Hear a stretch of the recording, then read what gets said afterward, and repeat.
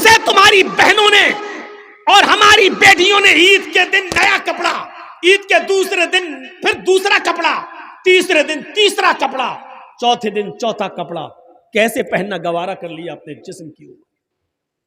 اور کیسے تم نے اپنی بہن اور اپنی بیٹیوں اور اپنی بیویوں کو عید کے دن کا کپڑا الگ، عید کے دوسرے دن کا الگ اور تیسرے دن کا الگ کیسے پہنانا گوارا کر لیا؟ کیا تمہیں مصر کی اس لڑکی کی چیخیں نہیں سنائی دے رہی ہیں؟ کیا تمہیں فلسطین کی اس بیٹی کی چیخیں نہیں سنائی دے رہی ہیں جس کی عمر ماتر 17-18 سال، جس کا گھر بلڈوز کر دیا گیا ہے، بموں سے اڑا دیا گیا ہے، جو جنگل میں کسی صحرا میں خیمے میں سو رہی ہے اور اپنے جسم کے اوپر نقاب اوڑے ہوئے ہے، عبایا پہنے، نقاب پہنے ہوئے، اور کسی میڈیا والے نے اس سے پوچھا کہ ایسی حالت میں بھی تم جب سونے کے لیے جا رہی ہو تو نقاب اوڑھ کر، تو اس اللہ کی بندی نے چیخ کر کہا، ہاں ہم بموں کے سایوں میں، پتہ نہیں کب کوئی بم میرے اوپر گر جائے، میں چاہتی ہوں کہ جب کوئی بم میرے اوپر گرے اور میری روح نکلے اس وقت میں بے پردہ نہ رہوں، اس وقت میرے جسم پر پورا کا پورا پردہ ہو، قیامت کے دن اللہ پوچھے تو میں یہ کہہ سکوں کہ اے اللہ میں نے گھروں کو برباد ہوتے ہوئے دیکھا لیکن مرتے وقت میں نے اپنا پردہ اور اپنی حیا برباد نہیں کی۔ کیا تمہیں فلسطین کی ان لڑکیوں کی چیخیں نہیں سنائی دے رہی ہیں؟ کیا فلسطین کی ان بہنوں کی چیخیں تمہاری ماں اور بہنوں بیٹیوں کے کانوں میں نہیں جا رہی ہیں؟ کیسے تم نے عید پہ نئے کپڑے پہننا گوارا کر لیے؟ کیسے تم نے اپنی ماں بہن بیٹیوں کو ہر دن کا نیا سوٹ پہنانا گوارا کر لیا؟ اور جا کر دیکھو لکھنؤ کی حالت، اور جا کر دیکھو ہمارے شہروں کی حالت، عید کے دن کا کپڑا الگ، عید کی باسی کا الگ، عید کے تیسرے دن کا الگ، نانی کے یہاں جائیں گے تو الگ کپڑا پہن کے جائیں گے، خالہ کے یہاں جائیں گے تو الگ سوٹ پہن کر جائیں گے۔ میرے بھائیوں، ہماری ماں بہن بیٹیوں کو کون بتائے گا فلسطین کی بہنوں کا درد؟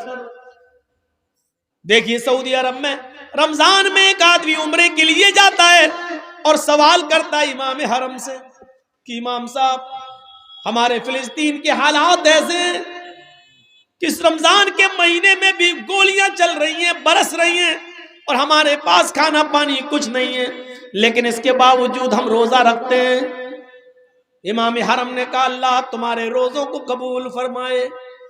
اس نے کہا مسئلہ یہ پوچھنا ہے کہ ہمارے پاس کھانے کو کچھ نہیں ہوتا ہے۔ اللہ کے رسول نے فرمایا تسحروا فإن فی السحور برکہ، سحری کیا کرو، سحری کرنے میں برکت ہے۔ ہمارے پاس تو پانی بھی نہیں کہ میں پی سکوں، اگر نیت سے سحری کر لوں تو ہمارا روزہ ہو جائے گا یا نہیں؟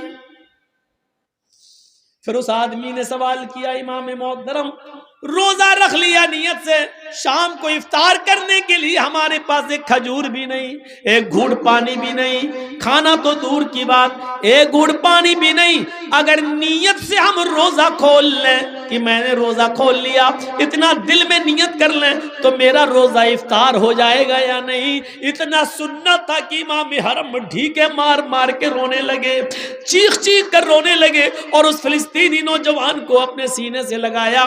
کیسے تم نے 100 لوگوں کو اپنے دسترخوانوں پر افطار کرا کے رنگین قسم کے کھانے رکھ کر ان کی فوٹو لے کر واٹس ایپ پہ ڈال کر نمائش کرنا کیسے گوارا کر لیا؟ کیا تمہیں فلسطین کے ان نوجوانوں کا درد تمہارے سینوں میں پیدا نہیں ہوا؟ کیسے یہ گوارا کر لیا تم نے؟ ایسے لوگ بھی، اور روزہ تو انہی غریبوں اور مسکینوں کا درد پیدا کرنے کے لیے آیا تھا کہ بھوکے رہو گے تو غریبوں کا درد سمجھو گے، بھوکے رہو گے تو مسکینوں کا درد سمجھو گے۔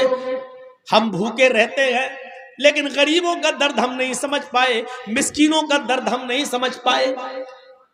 کیسے غریب اور مسکین بھیک مانگتا ہے مسجد کے دروازے پر، رمضان کے مہینے میں بھی ہم نے زکوٰۃ کیوں نہیں دی؟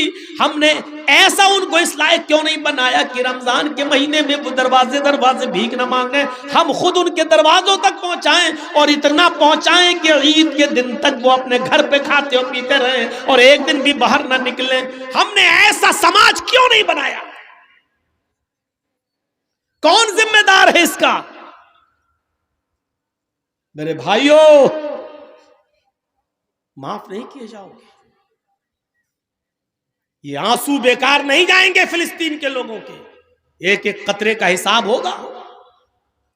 اتنی بزدل قوم ہے، وہ لڑ رہے ہیں اور ان حالات میں بھی روزہ رکھ رہے ہیں، ان حالات میں بھی انہوں نے روزہ رکھا۔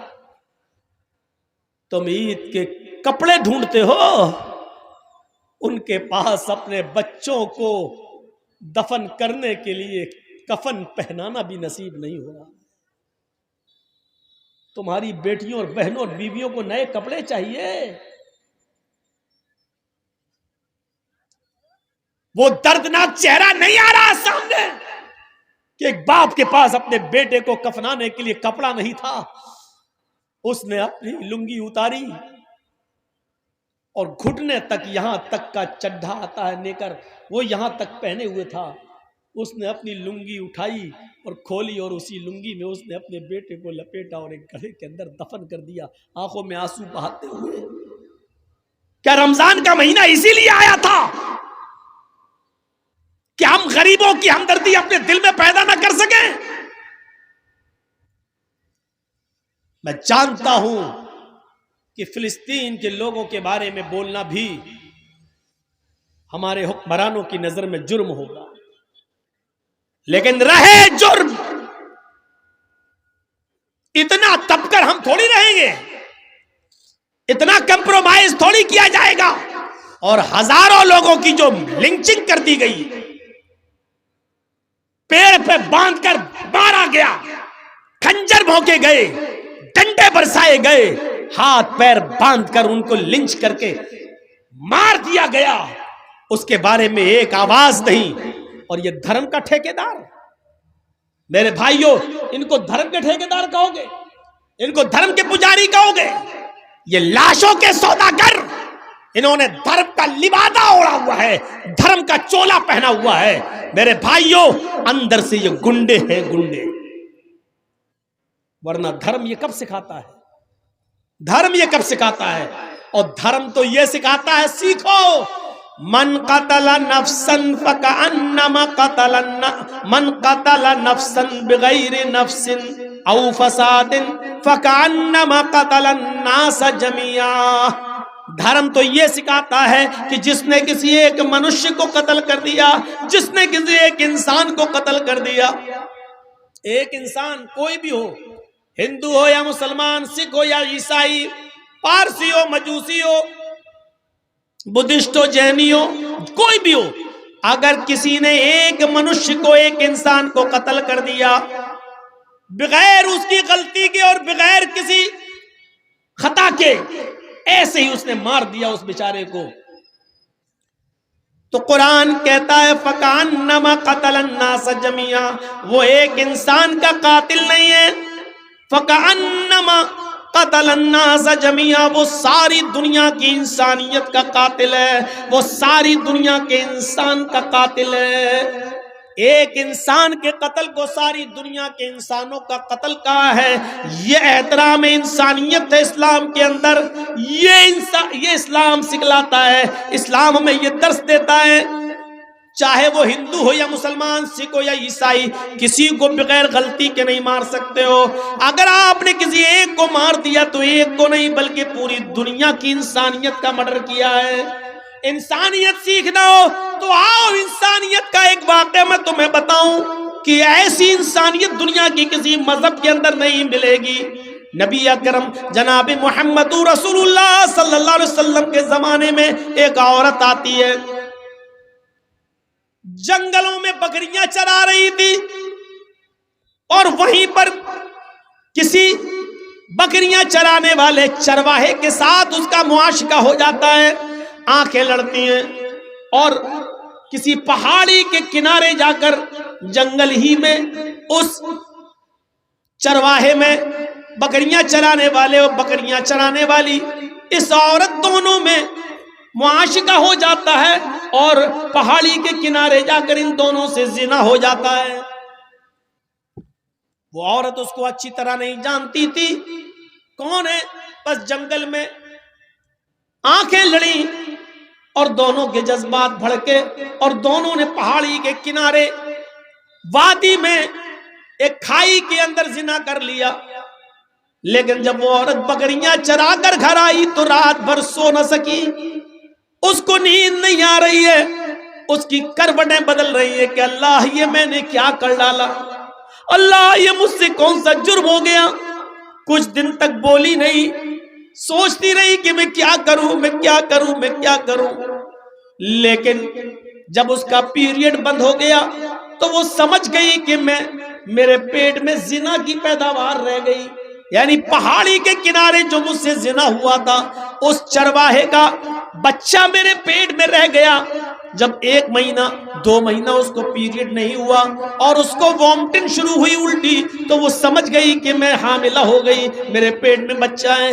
لیکن اللہ کا خوف اس عورت کو کھایا جا رہا تھا, اللہ کا ڈر اس عورت کو کھایا جا رہا تھا. وہ عورت شکایت لے کر اپنی اللہ کے نبی صلی اللہ علیہ وسلم کے پاس آ گئی اور آ کر کہنے لگی یا رسول اللہ مجھ سے بہت بڑی غلطی ہو گئی ہے. آپ نے پوچھا کیا ہوا؟ اس نے کہا انی قد اصبت الحد یا رسول اللہ, اے اللہ کے رسول میں حد کو پہنچ چکی ہوں. آپ نے کہا ایسا کون سا جرم کیا کہ تمہارے اوپر حد نافذ کی جائے؟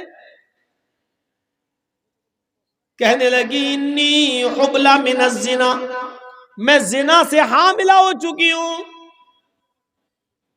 آپ نے صحابہ سے کہا ذرا اس کے منہ کو سونگو تو کہیں شراب کے نشے میں تو نہیں بول رہی ہے. صحابہ نے کہا اللہ کے رسول شراب کے نشے میں نہیں بول رہی ہے. پھر آپ نے اس سے وضاحت پوچھی کیا ریئل میں زنا ہوا ہے, حقیقت میں زنا ہوا ہے؟ تم زنا جانتی ہو کس کو کہتے ہیں؟ اس نے اقرار کیا ہاں. اللہ کے نبی نے کہا تمہیں اس کی سزا معلوم ہے کہ جی. کیا؟ کہا میں شادی شدہ ہوں, میرا شوہر کئی مہینے سے نہیں تھا, اس لیے جوانی کے جذبات میں بہہ کر مجھ سے یہ غلطی ہو گئی. مجھے معلوم ہے کہ شادی شدہ عورت کی سزا زنا کی اس عورت کو پتھروں سے مار مار کے ہلاک کرنا ہے. اچھا جب تمہیں معلوم ہی ہے تو پھر سزا کے لیے تیار ہو جاؤ.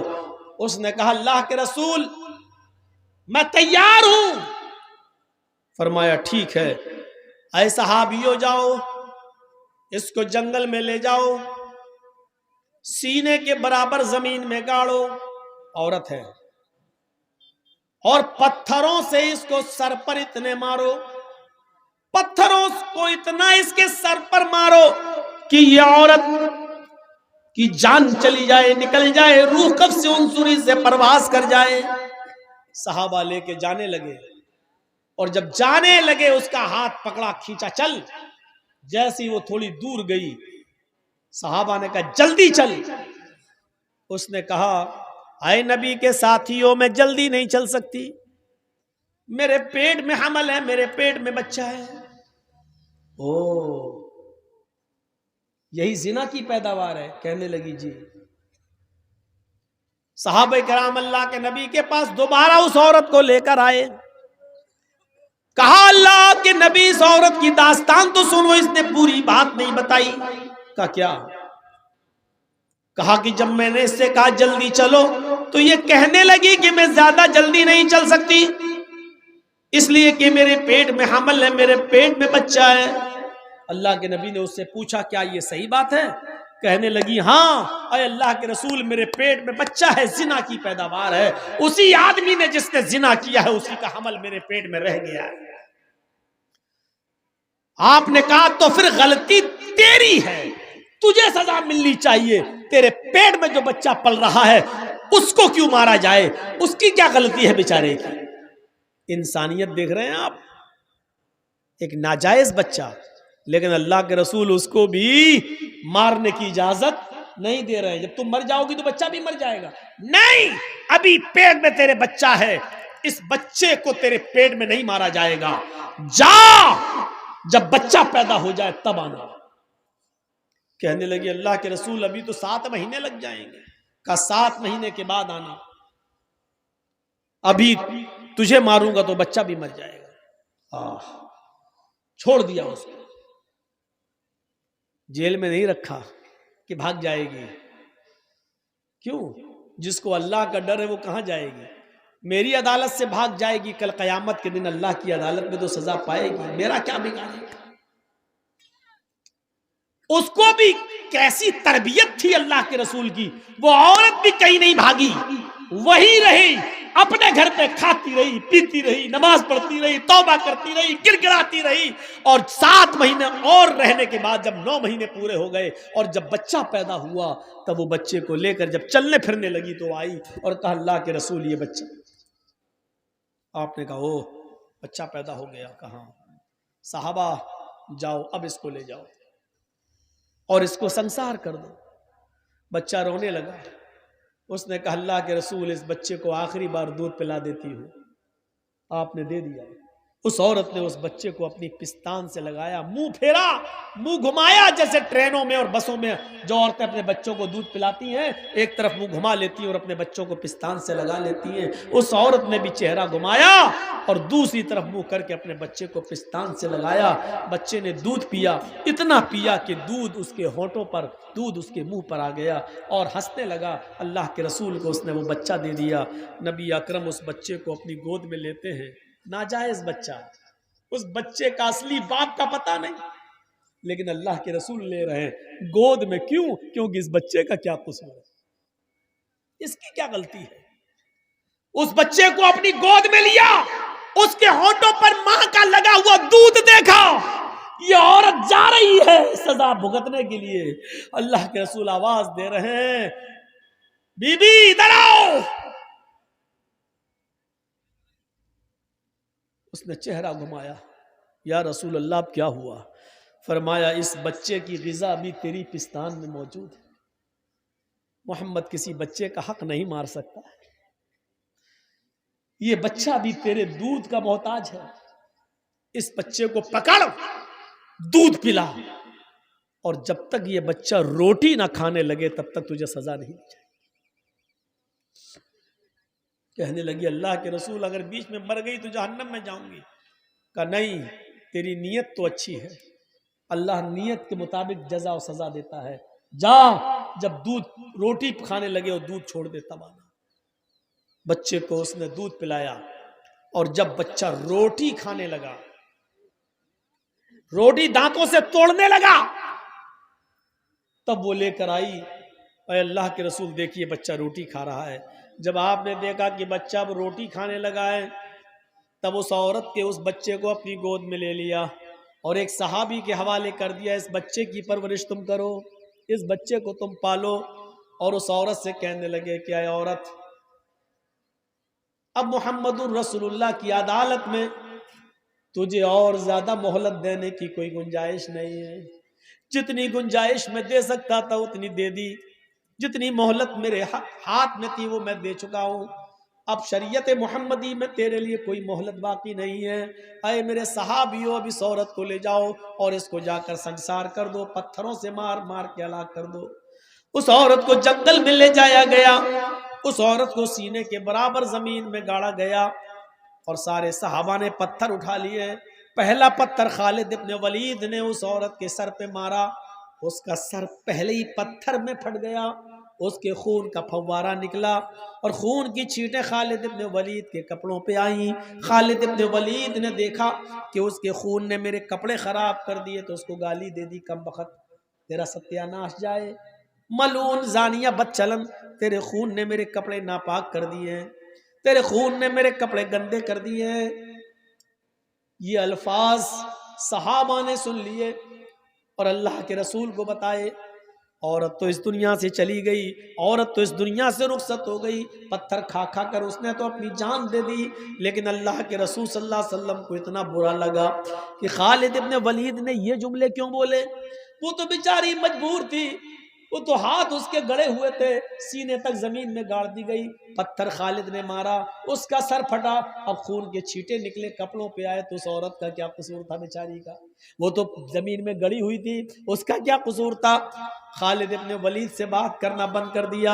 خالد ابن ولید نے تیسرے دن کہا فدا کا بھی وہ امی یا رسول اللہ، اے اللہ کے رسول آپ مجھ سے بات نہیں کریں گے اور میں مر گیا تو جہنم میں جاؤں گا، میرے ماں باپ آپ پر قربان، آپ ہماری غلطی تو بتائیے، اب ہم سے ناراض کیوں ہیں؟ اللہ کے نبی نے فرمایا خالد تم نے اس عورت کو جو گالی دی اس سے محمد کو بہت تکلیف ہوئی ہے۔ کہا اللہ کے نبی میں نے جب پتھر مارا تو اس کے خون کا چھینٹا نکلا، اس نے میرے کپڑے خراب کر دیے، وہ بدچلن عورت تھی۔ آپ نے کہا خالد وہ بدچلن نہیں تھی، اے خالد وہ عورت زانیہ نہیں تھی، اس کا شوہر کئی مہینوں سے نہیں تھا گھر پہ، اس لیے جنگل میں وہ بکریاں چرانے گئی اور جذبات میں آ کر اس سے ایک بار غلطی ہو گئی۔ ایک بار غلطی کو عادت نہیں کہا جائے گا، ایک بار ہو جانے والے زنا کو پر بدچلنی کا الزام نہیں لگایا جائے گا۔ وہ بدچلن نہیں تھی، جذبات کو کنٹرول نہیں کر سکی اور زنا کر بیٹھی۔ لیکن اے خالد اس عورت نے ایسی توبہ کی ہے، ایسی توبہ کی ہے، ایسی توبہ کی ہے، یعنی اپنے آپ کو پتھروں سے مروا کر پتھر کھا کھا کر مر گئی اور جان دے دی۔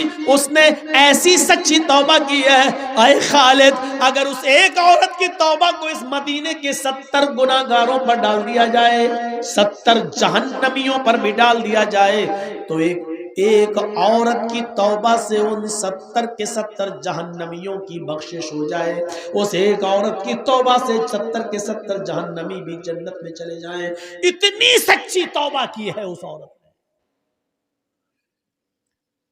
تم اس کو بدچلن کہتے ہو؟ یہ پورا واقعہ بتانے کا مقصد یہ ہے کہ یہ ہے اسلام جس نے ایک معصوم اور ایک ناجائز اور ایک ایسے بچے کو بھی مرنے نہیں دیا جو بچہ اپنی ماں کے پیٹ میں پل رہا تھا اور جس کے باپ کا پتہ نہیں۔ اسلام اس کا نام ہے جو کسی ایک معصوم بچے کی بھی جان چاہے وہ ناجائز ہی کیوں نہ ہو، اگر کوئی عورت آج بھی اگر زنا سے حاملہ ہو گئی ہو، پریگننٹ ہو گئی ہو، تو آج بھی اسلام اس عورت کو سزا نہیں دے سکتا۔ اگر اسلامی حکومت آ جائے تو آج بھی آپ اس کو سزا نہیں دے سکتے جب تک کہ وہ بچہ اپنے ماں کے پیٹ سے پیدا نہ ہو جائے۔ اسلام انسانیت کا اتنا احترام کرتا ہے کہ ایک معصوم اور بے گناہ بچے کی جان لینے کو بھی جائز قرار نہیں دیتا۔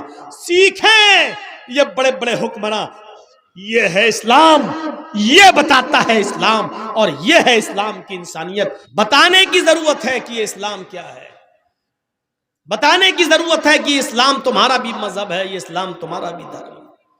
کون سی ایسی چیز ہے جو مسلمان کرتا ہے اور تمہارے یہاں نہیں کی جاتی ہے؟ کیا یہ کلمہ ہم پڑھتے ہیں لا الہ الا اللہ، کیا آپ کیا نہیں پڑھا جاتا ہے؟ آپ کے یہاں پر بھی پڑھا جاتا ہے یہ کلمہ۔ کوئی لا الہ ہرنے پاپن الا اللہ پرم پدم کہتا ہے تو کوئی یکم برہما دتی ناستے ناستے کنچن کہتا ہے۔ اس کے بعد دوسرا جز جو اس کلمے کا ہے وَأَشْهَدُ أَنَّ مُحَمَّدًا عَبْدُهُ وَرَسُولُهُ، یا وَأَشْهَدُ أَنَّ مُحَمَّدًا رَسُولُ اللَّهِ، یا لا الہ الا اللہ محمد رسول اللہ، محمد اللہ کے رسول ہے۔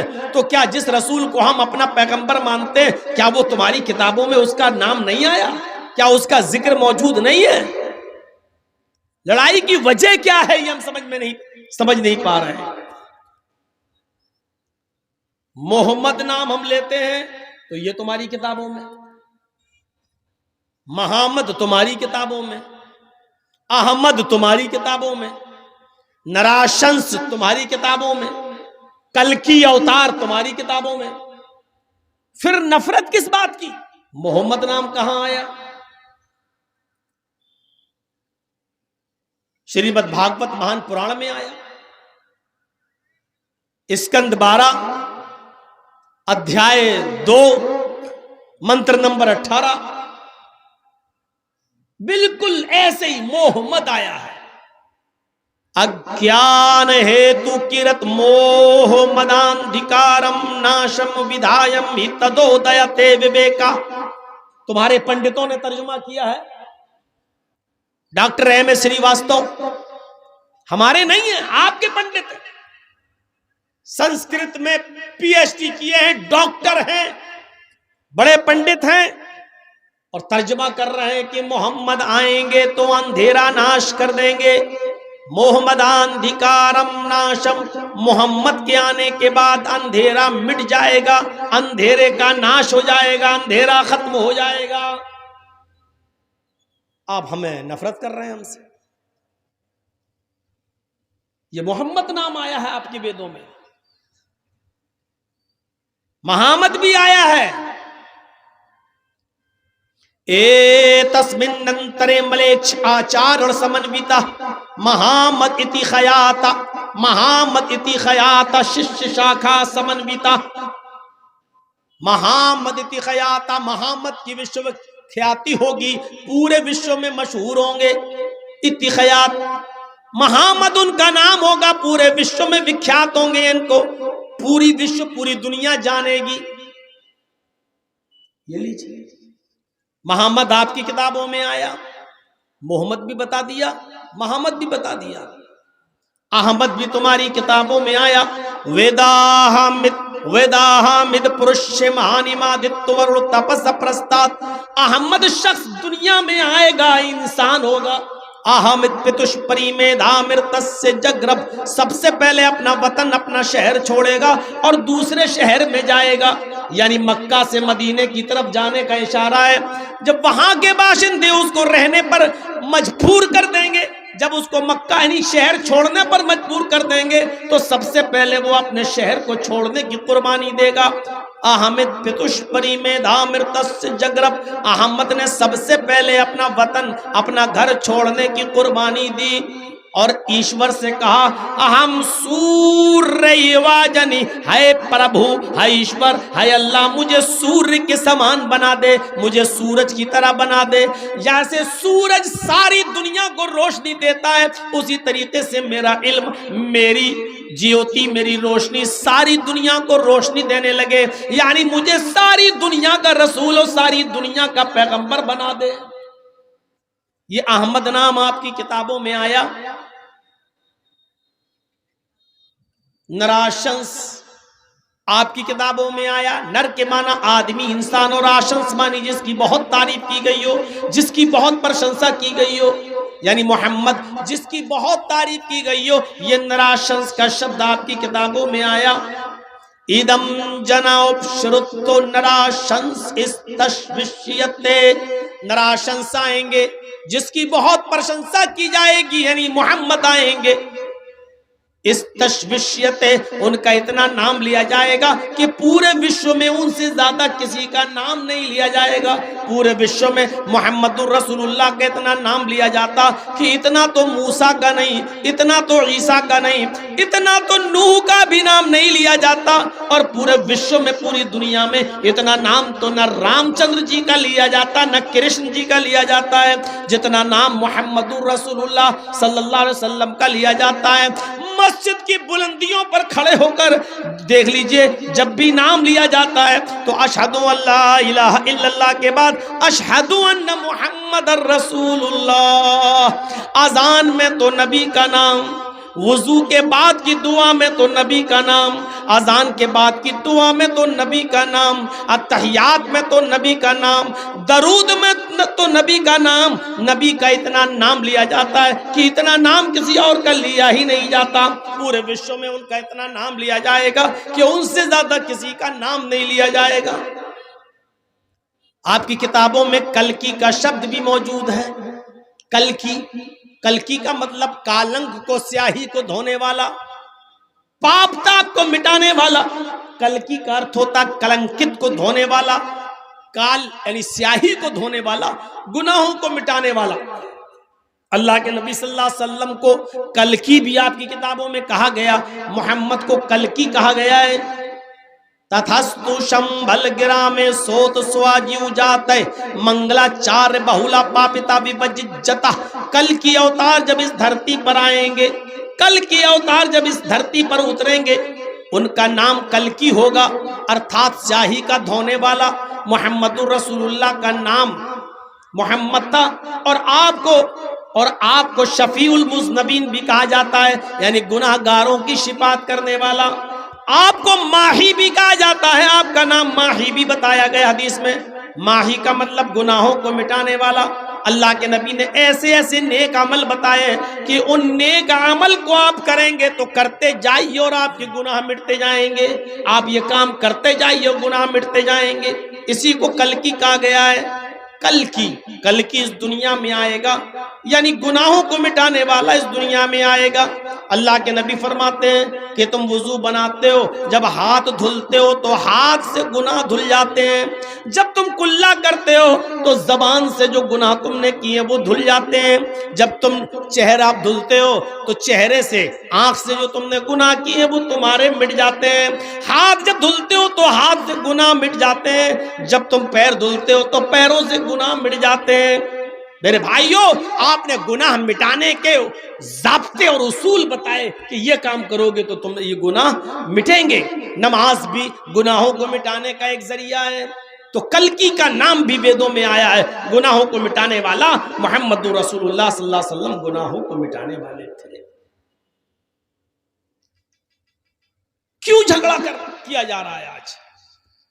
ضرورت ہے اس طریقے کے پروگرام کرانے کی کہ جس میں یہ بتایا جائے کہ یہ دھرم کبھی کسی کو لڑنا اور جھگڑنا نہیں سکھاتا ہے۔ جس مذہب کو تم ہمیں محمد رسول اللہ کا مذہب سے جوڑ کر اور تانا مارتے ہو، کہتے ہو کہ نیا دین، ہم نئے دین کو نہیں مانتے ہیں، یہ بہت پرانا دین ہے۔ جب بگڑ گیا اور لوگوں نے اس میں بگاڑ پیدا کر دیا تو محمد رسول اللہ صلی اللہ علیہ وسلم کو اس کی اصلی شکل سمجھانے کے لیے اور بتانے کے لیے بھیجا گیا ہے کہ آپ وہی دین لوگوں کو دیجئے جو اوریجنل دین تھا نوح کا، جو اوریجنل دین تھا ابراہیم کا، جو اوریجنل دین دیا تھا موسیٰ نے، اور جو اوریجنل دین دیا تھا عیسیٰ نے۔ کیا موسیٰ علیہ السلام نے یہی دین دیا تھا؟ موسیٰ علیہ السلام نے یہی تو کہا تھا، God is only one، اللہ صرف ایک ہے۔ عیسیٰ علیہ السلام نے بھی تو یہی کہا تھا، there is no God but God is only one without second، کوئی خدا نہیں ہے، صرف خدا ایک ہے، دوسرے کو شریک نہیں کیا جا سکتا ہے۔ یہی محمد رسول اللہ صلی اللہ علیہ وسلم نے فرمایا، لا الہ الا اللہ وحدہ لا شریک لہ، اللہ کے علاوہ کوئی معبود نہیں، وہ اللہ اکیلا معبود ہے، وحدہ وہ اکیلا ہے، تنہا ہے، لا شریک لہ اس کا کوئی شریک نہیں، اس کا کوئی ساجی نہیں۔ یہی کلمہ محمد رسول اللہ نے بھی بتایا۔ یہ تو ہو گیا لا الہ الا اللہ محمد رسول اللہ۔ یہ دونوں سے اگر نفرت ہے، جو یہ دونوں چیزیں تمہاری کتابوں میں موجود ہیں۔ اب نفرت، ہم سڑکوں پر نماز نہیں پڑھنے دیں گے۔ تم رام نومی کا جلوس خوب سڑکوں پہ نکالو، تمہارے کانوڑیے خوب نکلیں گے، تم سڑکوں پر خوب ہولی کھیلو گے، لیکن ہماری 15 اور 20 منٹ کی نماز آپ سڑکوں پر نہیں ہونے دیں۔ نماز سے اتنی نفرت کیوں ہے؟ 15-20 منٹ میں آپ کا کیا بگڑ جائے گا؟ پہلی بات تو ہم اس کے قائل نہیں ہیں، نماز سڑکوں پر ہو یہ ہم اس کو نہیں مانتے، ہونا نہیں چاہیے۔ ٹھیک ہے، مسجد میں ایک جماعت ہو گئی، لوگ رہ گئے، بعد میں دوسری جماعت کر لیں، ٹھیک ہے، مسئلہ اس کا نہیں ہے۔ مسئلہ یہ ہے کہ صرف ایک دھرم پر روک کیوں؟ مسئلہ اس بات کا ہے، ہمارے سکھوں کو دیکھ لو، دلی کے اندر ہر سنڈے کے دن کتنا بڑا لنگر لگاتے ہیں، رکشے والا بھی کھاتا ہے، کوئی بھی آئے، اور پورا چاندنی چوک کو جام کر اس کو روک لگا دی جاتی ہے اور راستے بدل دیے جاتے ہیں، اور وہ سڑک پر سب کو بھنڈارا کھلاتے ہیں۔ اور آپ لوگ بھی ہر منگل کو جو بھنڈارا سڑک پہ کھلاتے ہو، کتنا ٹریفک جام ہوتا ہے۔ میں کہنا یہ چاہتا ہوں کہ صرف ایک مذہب کے ساتھ یہ سلوک کیوں؟ اگر نماز سے نفرت ہے تو نماز تو تمہارے مذہب کے اندر بھی موجود ہے، کیوں نفرت ہے نماز سے؟ کیا کرشن جی نماز نہیں پڑھا کرتے تھے؟ اور نہیں پڑھتے تھے تو پھر شریمد بھاگوت گیتا کے 10ویں ادھیائے کا 6 ادھیائے کا یہ 10واں منتر کیا کہتا ہے؟ 6 ادھیائے کا 10واں منتر، یوگی اجیت ستتماتمانم رہسستھا ایکاکی اچتاتما نراشیر پرگرہ. پوری نماز ہے یہ. جب تم نماز پڑھنے کے لیے کھڑے ہو جاؤ تو پورے شریر کا یوگ کرو. یوگی اجیت ستتماتمانم، صرف کھڑے نہ رہو، عبادت اس طریقے سے کرو کہ پورے شریر کی ایکسرسائز ہو جائے، پورے شریر کی کا یوگ. یہ ہے اللہ اکبر. کھڑے ہیں آپ، اللہ اکبر، رکوع میں گئے، کمر اتنی سیدھی کر لیجئے بالکل کہ پانی کا بھرا ہوا پیالہ یا برتن آپ کی پیٹھ پر رکھا جائے تو گرے نہیں. تو آج ہماری نمازوں کا تو اللہ ہی رحم کرے، رکوع بھی صحیح سے ہو نہیں پاتا کہ اڑ کے فوراً سجدے میں گھس جاتے ہیں. جبکہ رکوع ایسا ہو کہ پیٹھ بالکل ایسی ہو جائے کہ اگر پانی کا بھرا ہوا برتن رکھا جائے تو گرے نہیں. جب آپ اس طریقے سے رکوع کریں گے، انگلیاں کھلی ہوں گی، گھٹنے کو ٹائٹ طریقے سے پکڑیں گے تو یہ آپ کی پیروں کی نسوں کا کھچان ہوگا اور آپ کی یہ نسیں رگیں جام نہیں ہوں گی. آپ کا بلڈ سرکولیشن بڑھے گا، دماغ تک پہنچے گا اور آپ کو پیروں میں جو رگیں کھچتی ہیں اس کی بیماری آپ کی ختم ہوگی. لیکن آپ کو تھوڑا لمبا رکوع کرنا پڑے گا. 3 بار نہیں، سبحان رب العظیم، سبحان رب العظیم، سبحان رب العظیم نہیں، آپ کو بہت اطمینان سے پڑھنا پڑے گا ایسے رکوع کر کے. سبحانک اللہم ربنا وبحمدک اللہم اغفر لی. سبحانک اللہم ربنا وبحمدک اللہم اغفر لی. سبحانک اللہم ربنا وبحمدک اللہم اغفر لی. کم سے کم یہ 3 بار پڑھیں گے، اتنی دیر میں آپ کے رگوں کا کھچاؤ ٹھیک ہوگا اور بلڈ سرکولیشن اچھا ہوگا. اس کے بعد آپ کہیے سمع اللہ لمن حمدہ، سبحان رب العظیم، سبحان رب العظیم، سبحان رب العظیم، سمع اللہ لمن حمدہ، اللہ اکبر. یہ کوے کی چونچے مارو گے تو فائدہ نہیں ملے گا کچھ. یہ بلڈ سرکولیشن، یہ ایکسرسائز ہے. اس کے بعد اٹھیے، پھر سجدے میں جائیے. دونوں پیر آپ کے اس طریقے سے مڑے ہوئے ہوں، ایسے مان لیجئے ادھر آپ منہ کر کے نماز پڑھ رہے ہیں، قبلہ ادھر ہے تو یہ ایسے پیر آپ کے مڑے ہوئے ہوں. یہاں سے جب رگیں کھچیں گی اور ریڑھ کی ہڈی تک پہنچتے ہوئے دماغ تک، سجدہ رکوع سے تھوڑا لمبا کیجئے. اگر آپ نے 3 مرتبہ پڑھا ہے سبحانک اللہم ربنا وبحمدک اللہم اغفر لی رکوع میں، تو 5 مرتبہ کم سے کم پڑھیے سجدے میں. سبحانک اللہم ربنا وبحمدک اللہم اغفر لی.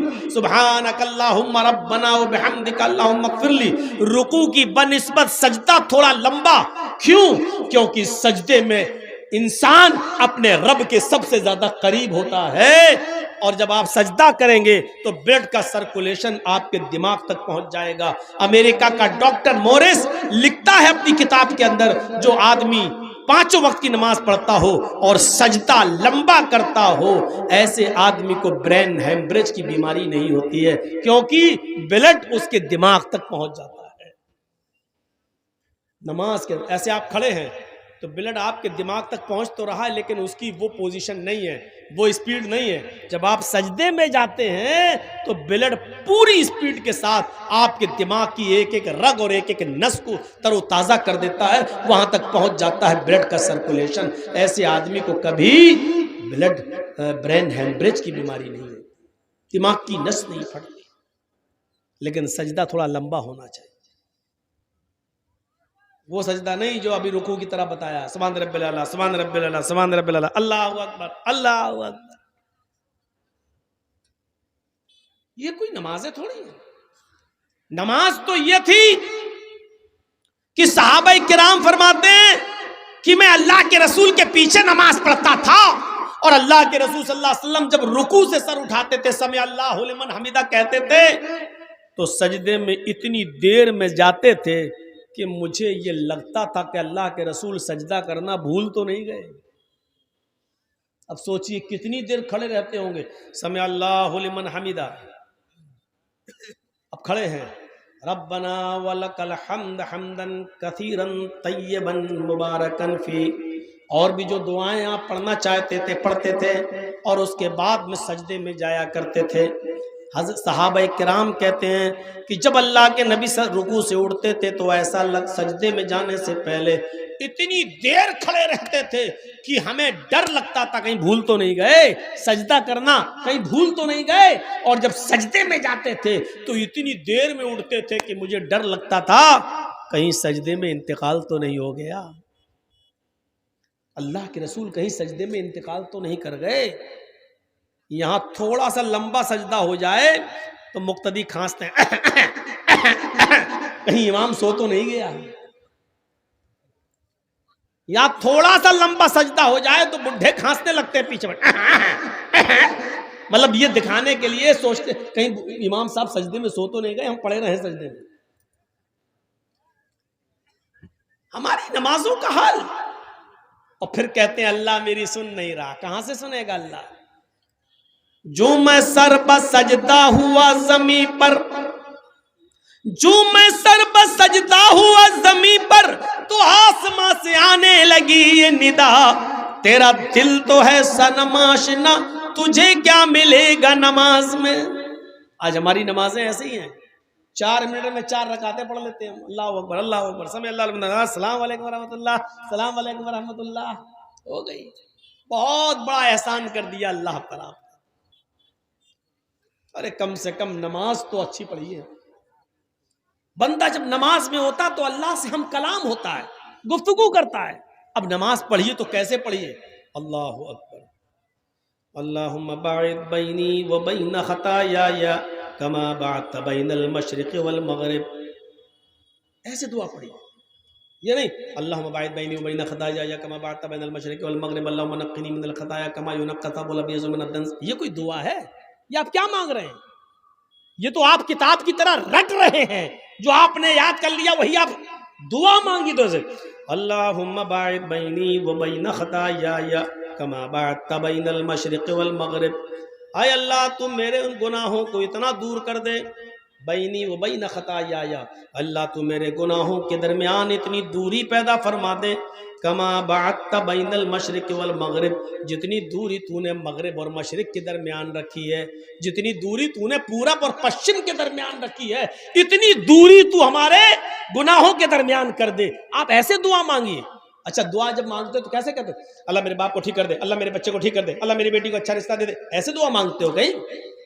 جب آپ دعا مانگتے ہو نماز کے بعد بھی یا کبھی تو کیسے دعا مانگتے ہو؟ اللہ میری اماں کو ٹھیک کر دے، اللہ میرے ابا کو ٹھیک کر دے، اللہ میرے بچے کو ٹھیک کر دے، اللہ میری پھوپھی کو ٹھیک کر دے. یہ دعا مانگتے ہو؟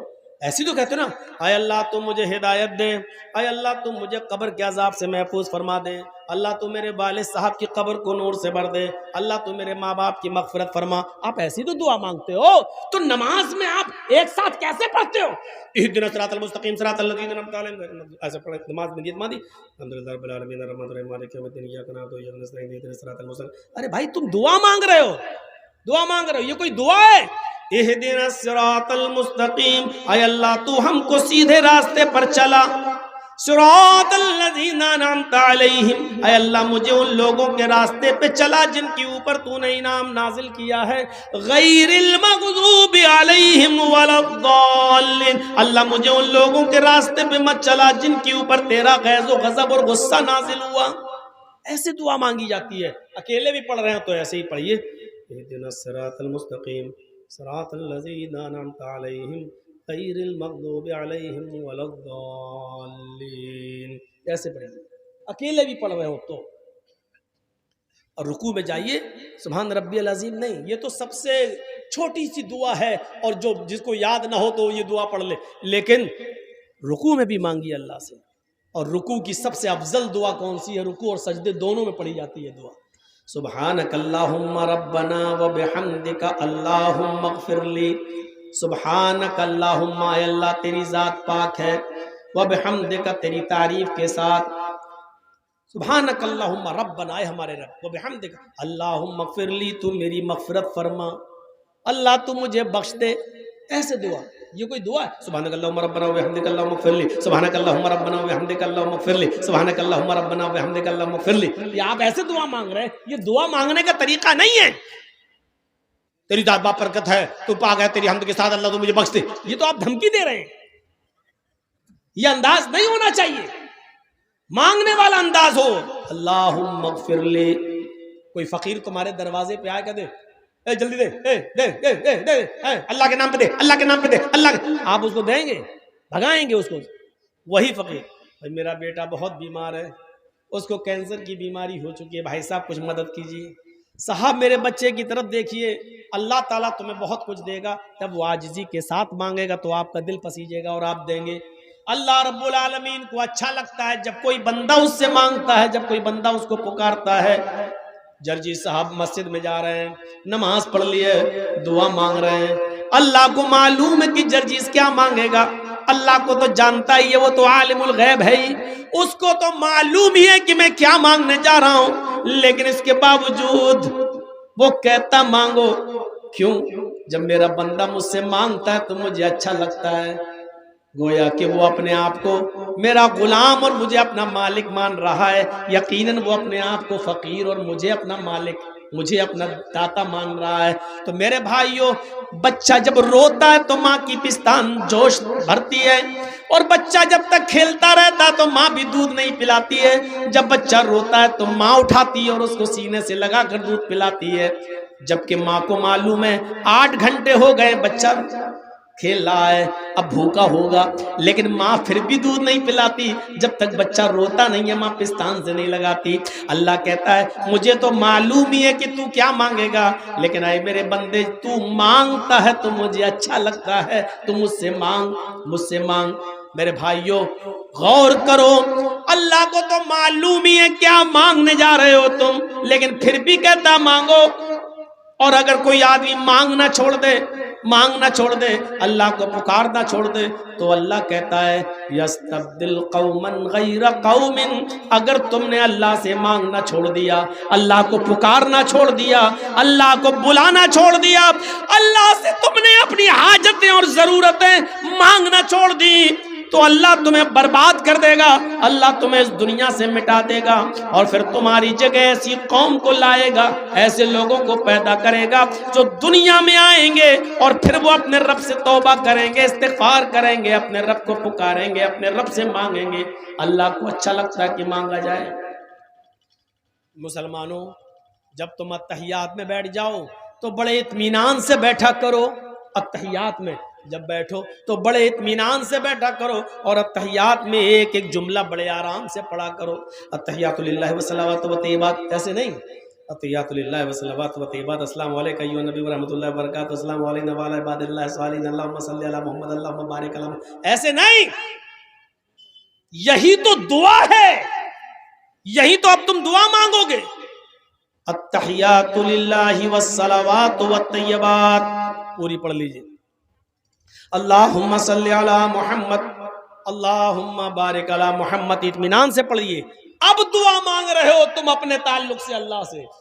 اللہم انی ظلمت نفسی ظلما کثیرا ولا یغفر الذنوب الا انت فاغفر لی مغفرۃ من عندک وارحمنی انک انت الغفور الرحیم. بڑے اطمینان سے مانگو. اللہم انی ظلمت نفسی، پھر کہو اللہم انی ظلمت نفسی ظلما کثیرا ولا یغفر الذنوب الا انت ولا یغفر الذنوب الا انت ولا یغفر الذنوب الا انت. رو رو کر مانگو. اللہ رب العالمین سے کو تم پکار رہے ہو. یہ دعا ہی تو ہے. اے اللہ میں نے اپنے نفس کے اوپر بہت ظلم کیا ہے. ہمارے یہاں دعا کا انداز لگتا ہی نہیں ہے. اللہم انی ظلمت نفسی ظلما کثیرا ولا یغفر الذنوب الا انت. یہ ایسا لگ ہی نہیں رہا کہ آپ اللہ سے مانگ رہے ہو. یار اللہ سے مانگ رہے ہو. اللہم انی ظلمت نفسی ظلما کثیرا، اب لگ رہا اللہ سے مانگ رہے ہو. اے اللہ میں نے اپنی جان پر، اپنے نفس پر بہت زیادہ ظلم کیا ہے.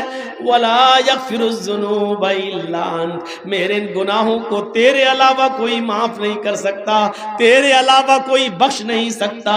فاغفر لی، کھینچ کر پڑھیے، فاغفر لی वरहमनी इन्नका अंतल गफूरुर रहीम। ایسے دعا مانگیے، اے اللہ مجھے بخش دے، اے اللہ میرے اوپر رحم فرما، ولا یغفر الذنوب الا انت فاغفر لی مغفرۃ من عندک، اے اللہ مجھے اپنے پاس سے بخش دے، اپنے رحم و کرم سے بخش دے، اے اللہ میری عبادتیں اس لائق نہیں جو مجھے بخشوا سکیں، میری نمازیں اور میرے روزے اس لائق نہیں جو مجھے بخشوا سکیں۔ انکا انت الغفور الرحیم، تو بہت زیادہ بخشنے والا اور بہت زیادہ رحم کرنے والا ہے، تو نہیں بخشے گا تو کون بخشے گا؟ تو نہیں بخشے گا تو ہم کہاں جائیں گے مغفرت اور رحمت کا سوال کرنے کے لیے؟ یہ دعا مانگی اور اس طریقے سے دعا مانگی، اور ہو سکے تو اس کے ساتھ یہ دعا بھی پڑھ لیا کریے نماز میں، اللہم انی اعوذ بک من عذاب القبر واعوذ بک من فتنة المسیح الدجال واعوذ بک من فتنة المحیا والممات، اللہم انی اعوذ بک من المأثم والمغرم۔ اللہ کے رسول ہر فرض نماز کے بعد، ہر فرض نماز میں اس دعا کو، آپ نے جب بھی نماز پڑھی تو اس دعا کو ضرور پڑھا اور عذاب قبر سے پناہ مانگی، اللہم انی اعوذ بک من عذاب القبر، اے اللہ میں تجھ سے پناہ چاہتا ہوں قبر کے عذاب سے، اے اللہ میں تیری پناہ چاہتا ہوں قبر کے عذاب سے، کیونکہ ہر انسان کا مسکن وہی ہے۔ ہم اور آپ دھیرے دھیرے جہاں گزر رہے ہیں قبر کے قریب ہوتے جا رہے ہیں، اب کوئی 10 سال اپنی قبر کے قریب ہے، کوئی 5 سال، کوئی 1 سال، کوئی 2 سال، اگلی سال جرجیت صاحب کی زندگی رہی تو محبت پر میں پروگرام ہوگا، لیکن آپ لوگوں میں سے بہت سے لوگ اس دنیا میں نہیں ہوں گے، وہ اپنی قبر میں جا چکے ہوں گے، اور اگر جرجیت صاحب کو اللہ نے 5 سال کی زندگی دے دی اور 5 سال کے بعد محبت پر میں پروگرام ہوا تو 5 سال کے بعد نہ جانے کتنے لوگ اس دنیا میں ہوں گے اور کتنی لوگ اپنے قبر میں پہنچ چکے ہوں گے۔ وہ قبر کا دردناک منظر جس سے اللہ کے نبی ہر نماز میں پناہ مانگا کرتے تھے، ہر نماز میں پناہ مانگا کرتے تھے، آپ لوگ سب لوگ اس دعا کو یاد کر لو۔ صرف اللہم انی ظلمت نفسی، یہ تو آپ نے گناہ کی معافی مانگ لی، لیکن آپ اپنے لیے قبر کے عذاب سے بھی پناہ مانگیے اور دعا کرتے رہیے ہر نماز میں سلام پھیرنے سے پہلے، اللہم انی اعوذ بک من عذاب القبر واعوذ بک من فتنة المسیح الدجال واعوذ بک من فتنة المحیا والممات، اللہم انی اعوذ بک من المعصم والمغرم۔ یہ دعا پڑھ کر اپنے گناہوں کی معافی ہمیں اور آپ کو سب کو مانگنا چاہیے اور عذاب قبر سے پناہ مانگنا چاہیے، کیونکہ عذاب قبر برحق ہے۔ سوچئے، تھوڑی دیر کے لیے کھیت میں نظر لے جائیے، اندھیرا ہی اندھیرا، اب تھوڑی دیر کے لیے قبرستان کے بارے میں سوچئے، آپ نہیں ہیں لیکن آپ کے ماں باپ دفن ہیں، آپ کے دادا پردادا دفن ہیں، اور یہ بھی ہم اور آپ جانتے ہیں کہ ہمیں اور آپ کو بھی اسی جگہ پر جانا ہے۔ وہی 2 گج زمین کے ہم مالک ہیں، بس جس گھر میں ہم اور آپ رہتے ہیں اس کے مالک نہیں ہیں، ہمارے مرنے کے بعد یہ ہماری اولاد لے لے گی، پھر لڑے گی، جھگڑے گی، لیکن وہ 2 گز زمین ہم سے کوئی نہیں لے سکتا، وہی اسی کے ہم مالک ہیں۔ مرنے کے بعد بھی آپ اسی جگہ پہ جائیں گے۔ سوچئے، جس کے آپ مالک ہیں اس سے ہم بے خبر ہیں، جس کے ہم مالک ہیں اس سے ہم دور ہیں۔ تصور کریں آپ، جب قبرستان جایا کریں یا آپ کا گزر قبرستان پر ہوا کرے تو ان قبروں کی طرف ایک بار ضرور دیکھ لیا کرو اور اپنی موت کو یاد کر لیا کرو، اور موقع لگے تو اس قبرستان میں پیر رکھ کر اندر داخل ہو جایا کرو اور کم سے کم یہ دعا کر لیا کرو، السلام علیکم اہل الدیار من المؤمنین والمسلمین وَإِنَّا إِنشَاءَ اللَّهُ بِكُمْ لَلَاحِقُونَ نَسْأَلُ اللَّهَ لَنَا وَلَكُمُ الْعَافِيَةَ۔ یہ قبرستان میں جا کر اتنی دعا بھی کر لیا کرو، تمہارا اتنا دعا کرنے سے قبرستان کے مردوں پر، قبرستان کے مدفون لوگوں پر اللہ کی سلامتی اور رحمتیں نازل ہوتی ہیں، کیونکہ اس وقت قبر کے اندر جو لوگ ہیں وہ تمہاری اور ہماری دعاؤں کے بڑے محتاج ہیں، بڑے محتاج ہیں۔ جب کوئی بیٹا اپنے باپ کے لیے دعا کرتا ہے تو باپ کا ایک درجہ بلند کر دیا جاتا ہے اور وہ فرشتوں سے کہتا ہے آج میرا درجہ بلند کیوں کیا جا رہا ہے؟ آج میرے درجے میں اضافہ کیوں کیا جا رہا ہے؟ فرشتے کہتے ہیں آج تیری اولاد نے تیرے لیے دعا کی ہے، آج تیری اولاد نے تیرے لیے دعا کا تحفہ بھیجا ہے، اور اللہ تعالیٰ نے مجھے حکم دیا کہ میں تیرے درجے کو بلند کریں۔ کتنے لوگ ایسے ہیں جن کو اپنے ماں باپ کے لیے دعا کرنا بھی نصیب نہیں ہوتا؟ وہی اپنی زبان میں دعا کر رہے ہو، اللہ میرے باپ کو بخش دے، اللہ میرے باپ کی قبر کو نور سے بھر دے۔ ارے صاف صاف قبر پر جاؤ اور دعا مانگو اپنے باپ کی قبر پر کھڑے ہو کر، اللہم اغفر لہو وارحمہ وعافہ واعف عنہ واکرم نزلہ ووسع مدخلہ واغسلہ بالماء والثلج والبرد ونقہ من الخطایا کما نقیت الثوب الابیض من الدنس۔ یہ دعا مانگو اپنے باپ کی قبر پر، اللہ کے رسول نے جو دعا سکھلائی وہ دعا مانگو، اللہ کے رسول نے یہ دعائیں بتائی ہیں، یہ دعا مانگا کرو۔ اے اللہ میرے باپ کی مغفرت فرما دے، ورحمہ اللہ میرے باپ پر رحم فرما، وعافہ واعف عنہ اے اللہ تو ان سے درگزر فرما، واکرم نزلہ اور ان کی بہترین مہمان نوازی کر، ووسع مدخلہ اور ان کی قبر کو کشادہ فرما دے، واغسلہ بالماء والثلج والبرد اے اللہ میرے باپ کے گناہوں کو دھل دے پانی سے، والثلج والبرد برف سے اور اولوں سے، وَنَقِّهِ مِنَ الْخَطَايَا اور میرے ماں باپ کے گناہوں کو اے اللہ صاف کر دے، وَنَقِّهِ مِنَ الْخَطَايَا ان کے گناہوں کو مٹا دے، كَمَا نَقَّيْتَ الثَّوْبَ الْأَبْيَضَ مِنَ الدَّنَسِ جیسے کپڑے کا میل و کچیل صاف ہو جاتا ہے صابن لگانے سے یا دھوبی کی بھٹی میں ڈالنے سے، جیسے کپڑے کا میل و کچیل صاف ہو جاتا ہے، ایسے ہی میرے ماں باپ کے گناہوں کو مٹا دے۔ یہ دعا مانگا کرو اپنے ماں باپ کی قبر پر جا کر۔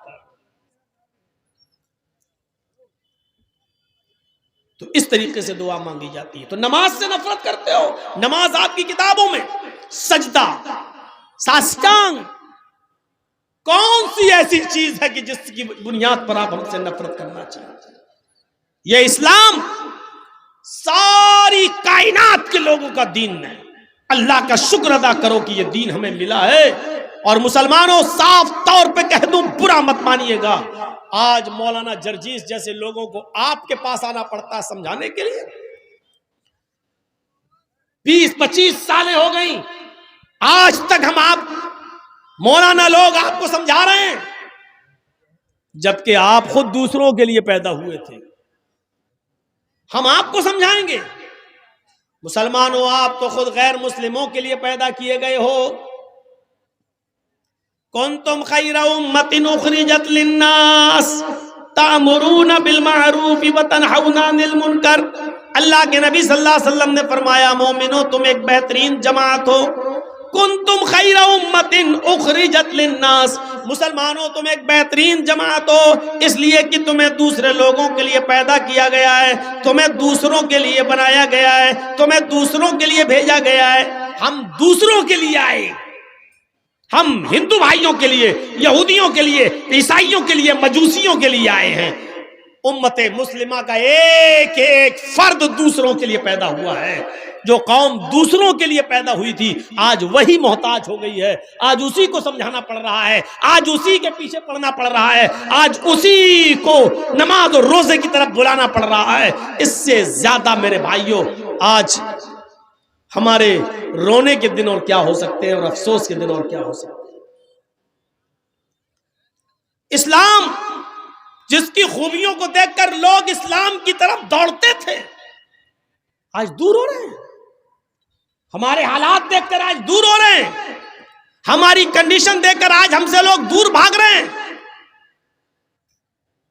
کل تک جب بجتی ہوئی بینڈ اور باجے کے ساتھ بارات آیا کرتی تھی اور ہماری مسجدوں میں نماز ہوا کرتی تھی تو غیر مسلم بھائی دور سے اپنی بارات کے باجے گاجے بند کر دیا کرتے تھے اور کہتے تھے کہ مسلمان لوگ مسجد میں نماز پڑھ رہے ہیں، اگر ہم بینڈ باجے کے ساتھ بجتی ہوئی بارات لے جائیں گے تو ان مسلمانوں کو تکلیف ہوگی۔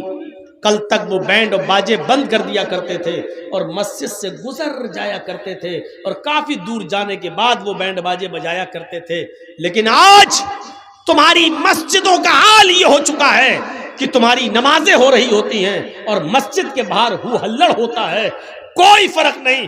کیوں؟ کیونکہ آذان کے وقت تمہارے موبائل بند نہیں ہوتے ہیں، آذان کے وقت تمہاری اور ہماری بیویاں اور بیٹیاں اپنے گھروں میں ٹی وی چلاتی ہوئی آج ڈرامے اور ناٹک دیکھ رہی ہیں۔ جب ہم نے اللہ کی آواز کی کوئی قدر نہیں کی تو اللہ رب العالمین نے ہمیں بھی آج غیر مسلموں کی نظر میں گرا دیا ہے، ان کے دلوں سے ہمارا رعب و دبدبا نکال دیا ہے، اور آج ہم اس نوعیت پر پہنچ چکے ہیں۔ اللہ رب العالمین نے ہمارا رعب و دبدبا ان کے اندر سے نکال دیا ہے۔ کیوں نہیں نکالے گا؟ دنیا کی محبت ہمارے دلوں میں اس طریقے سے رچ گئی اور بس گئی، اتنے برے حالات، اتنی بری کنڈیشن، لیکن ہمیں آج بھی اپنی پڑی ہوئی ہے۔